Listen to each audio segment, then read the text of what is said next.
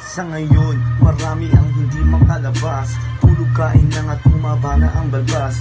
Kailan kaya matitigil ang parang undas? Dahil sa virus na bigla na lang na lumabas. Naisip kong gawin upang tayo'y matuto. Sumunod na lang sa ating dakilang pangulo.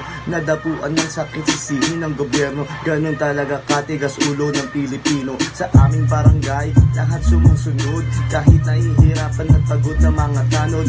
Araw at gabi kahit umiyan na ang tuhod. Kapitan at kagawad namin ay di na natutulog. Huwag nang lumabas kumpare, sana ay huwag magdali. Pag virus umatake, siguradong ibabiyahe. Magugas ng kamay bago ka makadamay. Huwag nang tumambay, baka mahuli ka ng barangay ngayon. Naisip mo na kung anong pwedeng mangyari. Tumulong ka na lang at huwag kang magpakasakali. Magpasalamat sa Diyos at kumain ng mabuti. Ang importante dito ay kaligtasan ng marami.